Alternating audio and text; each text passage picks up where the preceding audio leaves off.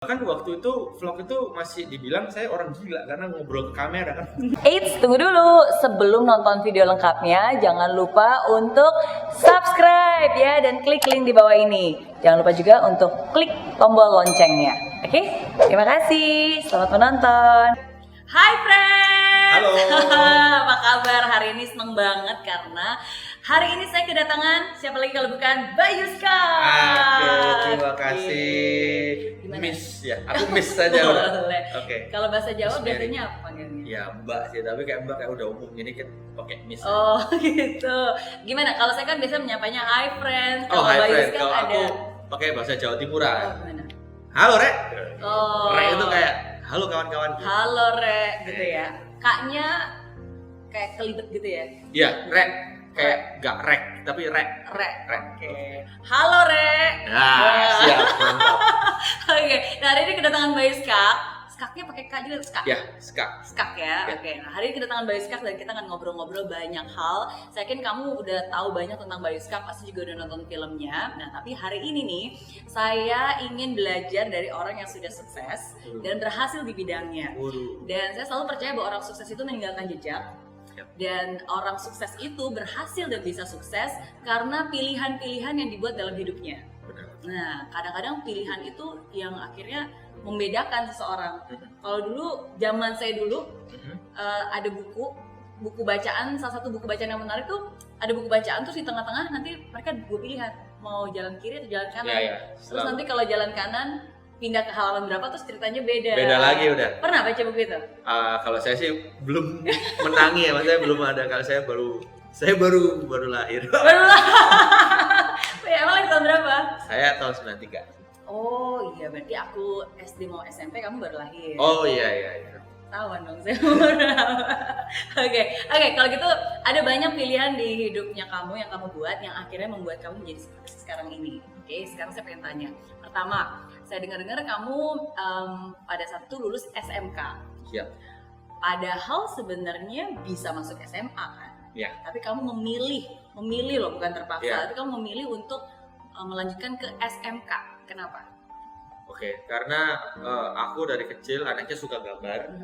Jadi kalau misalnya anak-anak lain itu kesukaannya mungkin belajar, aku tuh kayak bandel sendiri gitu loh. Aku tuh udah muak dengan pembelajaran yang umum ya matematika, bahasa Indonesia, karena udah dari SD, SMP udah dapet itulah. Ketika lulus SMP, aku punya pemikiran, aku tuh dari kecil suka gambar. Aku pengen masuk sekolah yang isinya gambar aja. Akhirnya ketemu nih animasi. Tapi kan masih nggak dipercayain karena aku pun masuk animasi nih angkatan pertama Cici. Oh iya. Iya. Jadi kayak kelinci percobaan banget Iya. gitu kan. Jadi kayak aku coba bilang ke orang tua, tapi orang tua kayak enggak, harus SMA karena SMA nanti bisa kuliah, nanti kamu pokoknya jadi PNS. Karena orang tua kan pinginnya aman ya. Iya. Sebenarnya ya saya nggak langsung bilang bahwa orang tua itu semua pada ya punya penekanan ke anaknya masing-masing, tapi semua yang mereka lakukan itu pasti pengen anaknya yang terbaik lah buat kehidupannya nanti gitu. Tapi saya juga punya goal sendiri gitu loh, dan saya bilang ke orang tua saya tuh dengan sekuat tenaga, Pak, Bu, saya tuh nggak mau sekolah yang ditekan gitu loh. Maksudnya lebih baik saya melakukan sesuatu yang saya gemari dan saya bakal maksimal di situ daripada saya masuk sesuatu yang bapak ibu pengen tapi saya nggak pengen. Jadi nanti saya malah nggak maksimal di situ, hasilnya juga nggak maksimal, bapak ibu nggak seneng gitu loh. Akhirnya setelah lama itu diskusi, akhirnya ya udah diperbolehkan masuk ke SMK animasi. Yang bikin mereka was-was itu karena saya angkatan pertama itu aja. Karena itu kayak wow, itu sebelumnya nggak ada jurusan animasi itu baru gitu loh. Terus kok berani kalau tiba-tiba ternyata akhirnya Vlog gitu vlog ya. gimana? Ya semua sih gambling sih ya. Jadi kayak aku sih dari kecil emang jujur suka film kartun. Bahkan saya tuh anaknya nggak pernah belajar, mainnya game gitu ya. Suka main game, suka nonton kartun. Dan ketika ini ada animasi, klop ini, waduh ini gambar tok ini isinya nih setiap hari. Jadi saya masuk situ. Tapi di dalamnya kan juga ada pembelajaran tentang videografi, sinematografi juga diajarin gitu, penulisan naskah. Ya udah, jadi dari ilmu-ilmu ini yang sampai membawa saya sekarang ini gitu. Oke, jadi pilihan untuk akhirnya masuk ke SMK walaupun itu angkatan pertama, Angkatan pertama. dan belum terjamin juga. Iya, belum Oke. terjamin. Waduh. Tapi alasan terbesar karena kamu suka. Ya, dan karena suka ya udah, kenapa nggak belajar supaya bukan hanya suka tapi suka dan bisa. Ya. Oke. Nah, setelah lulus dari SMK, waktu itu SMK di mana? SMK Negeri 4 Malang. Di Malang ya, karena memang kamu lahir di Malang. Iya, saya anak Malang, Purboy. Purboy. Anak Malang sebutannya apa?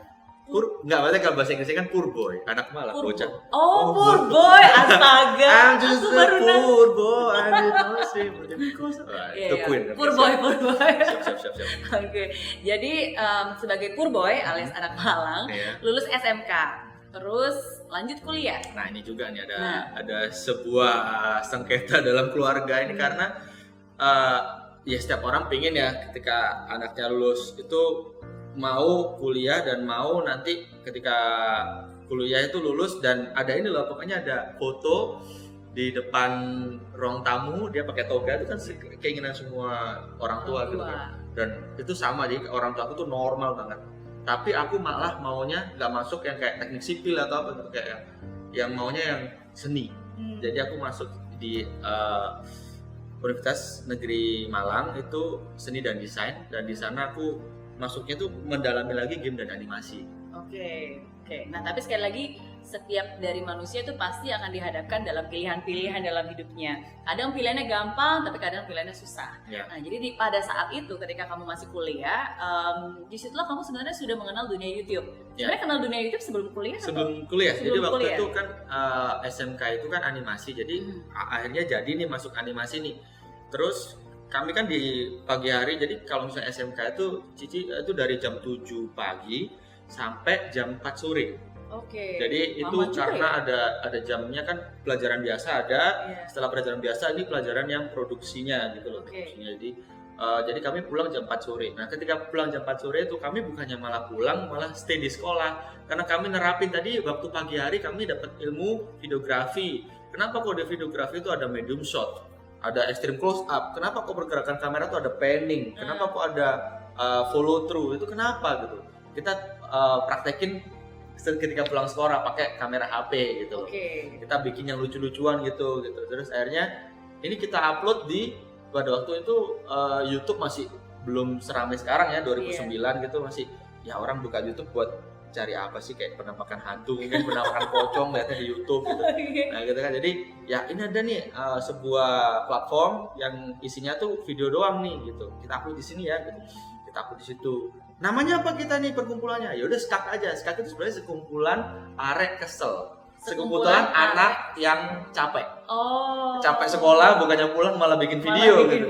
Jadi sekumpulan anak yang capek yang berkarya gitu. Berberapa waktu itu? Waktu itu berlima, ada anaknya berlima, dan kita setelah lulus sekolah pencar gitu. Ada yang ini apa namanya, ada yang jadi tentara, jadi jurusannya animasi padahal gambarnya bagus, ada jadi tentara, jadi ini nggak ada pencar. Tapi aku yang tetap pengen mendirikan ini, jadi pengen lebih terus dikerjain. Akhirnya aku menemukan tipikal vlog itu seperti ini, jadi aku lebih tertata lagi videonya gitu. Masih ingat nggak video pertama kali yang kamu buat dan kamu upload itu? Video pertama kali? Oh iya, masih ingat. Apa? Waktu itu kita bikin video sketch-sketchan gitu, seneng-senengan. Kita beri judul Rumah Sakit Jiwa.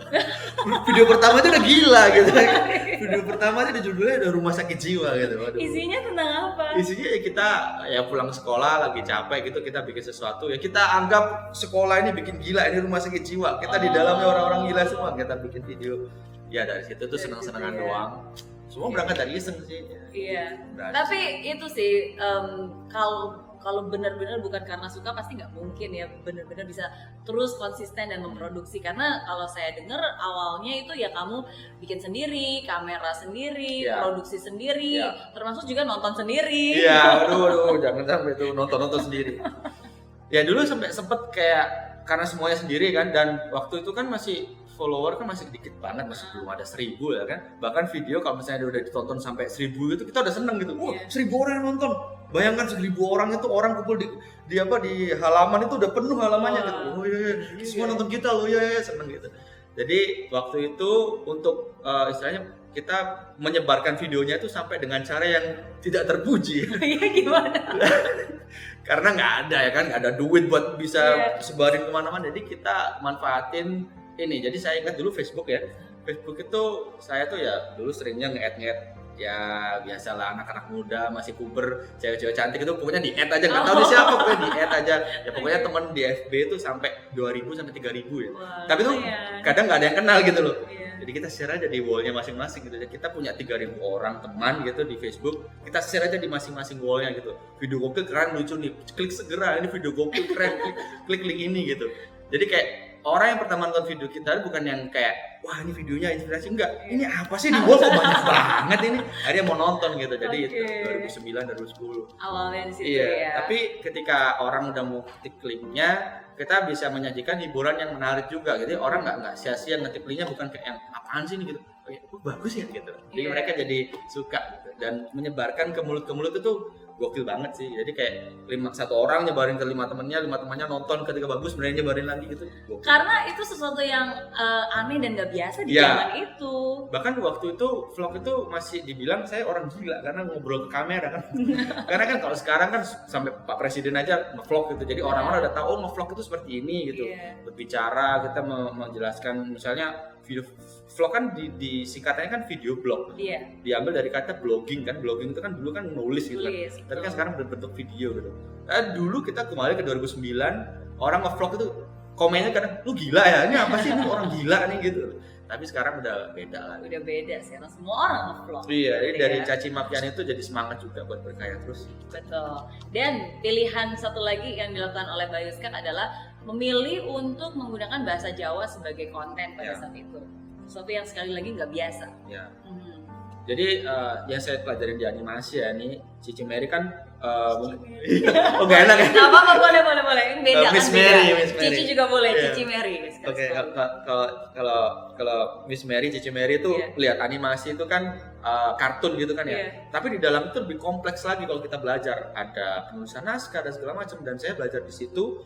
Dan memang yang saya pelajari adalah ketika kita membuat sesuatu yang berbeda dan itu unik, pasti akan ditonton gitu.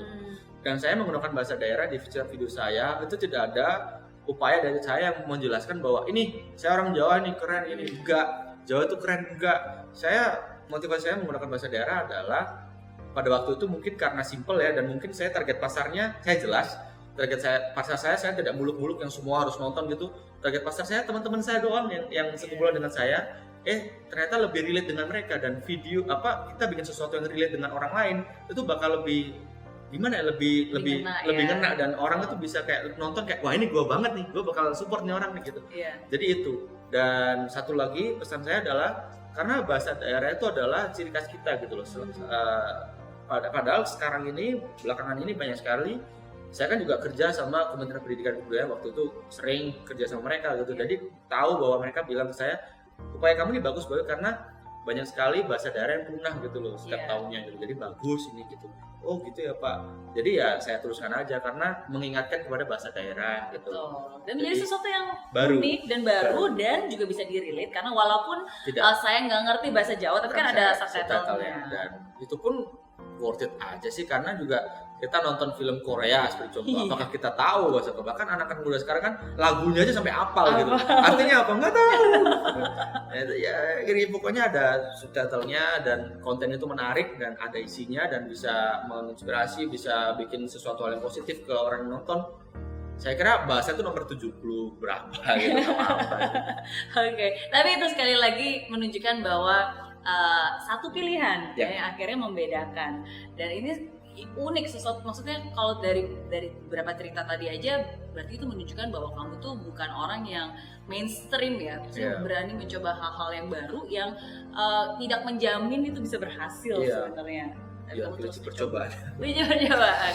Berapa tahun tuh untuk membangun dari yang tadinya cuma ratusan akhirnya 1.000 sampai bisa mulai dapat silver button dan itu juga gold itu ya. Dari 2009 9 tahun ya. 9 tahun.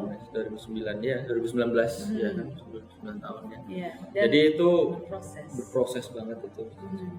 Jadi kita dulu merasakan bahwa di YouTube itu kan sekarang lebih banyak orang banyak yang nge-YouTube, jadi semakin cepat, which is ini bagus buat kreatornya semua juga. Karena orang-orang sekarang dengan gadget, semua orang kan punya HP yang layarnya udah gede, dan memang HP ini memang khusus buat nonton yang panjang-panjang gitu loh. Betul. Dan sekarang internet juga semakin murah, jadi kehidupan video itu udah pesat gitu loh. Jadi sekarang lebih enak. Tapi kalau misalnya kita lihat dulu untuk menambah ke 100.000 subscriber itu susah gitu. Jadi sekarang lebih cepat, lebih enak. Jadi syukurlah orang-orang semuanya, kalau misalnya kalian suka nonton YouTube, ya udah. Kalau misalnya mau jadi kreator juga boleh dan segala macam. Jadi biar komunitasnya ini lebih besar lagi gitu. Dan banyak banget yang terinspirasi oleh Bayu Skak dengan hidupnya berubah. Salah satunya kemarin baru ketemu sama Yudis Ardana. Dia juga Bali. bilang ini satu hal yang mengubah hidupnya dia adalah ketika dia nonton YouTube kamu. Siap. Dan Yudis. dia bilang bahwa maksudnya Yudis. you say that YouTube changed my life. Itu Yeah. yang kamu bilang dan akhirnya itu menginspirasi dia juga untuk melakukan hal yang sama. Ya. Memang benar sih, karena YouTube change my life, karena YouTube itu kan slogannya broadcast yourself ya. Iya. Broadcast yourself itu menurut saya itu menggelegar. Itu kayak ketika saya membaca broadcast yourself, saya bilang wow ini gede banget ini. Karena kalau dulu kita kembali ke masa-masa mungkin bapak saya waktu masih muda, ke tahun 80-an dulu misalnya. Ketika kita mau terkenal ya, apa yang kita lakukan, kita ke kota gede, kita rambah dulu, kita masuk ke TV, kita kan harus dari agensi ini dulu. Lama banget prosesnya gitu. Tapi sekarang ada YouTube yang semua orang bisa nonton di situ gitu, dan kita semua tidak terkecuali, setiap every single human being itu punya kesempatan yang sama untuk mendeklar, untuk memperlihatkan karyanya gitu loh. Dan ini kayak wah ini gila banget ini. Saya dulu di awal bukan siapa-siapa gitu. Siapakah saya gitu, hanya orang pemuda yang setiap pagi berangkat sekolah. Tapi ketika saya berkarya, orang nonton karya saya dan mereka respect dengan karya saya, mereka nonton, mereka jadi suka ke saya, dan saya lebih terpacu lagi untuk bikin sesuatu yang gede lagi dan orang tahu saya gitu loh. Jadi gokil banget sih broadcast yourself ini. Dan bukan hanya tahu tapi itu terinspirasi juga dari seorang Bayu Skak.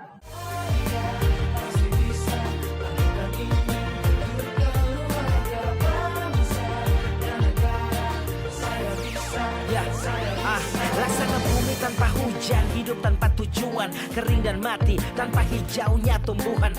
Demikian kalau mimpi tak kunjung terjadi.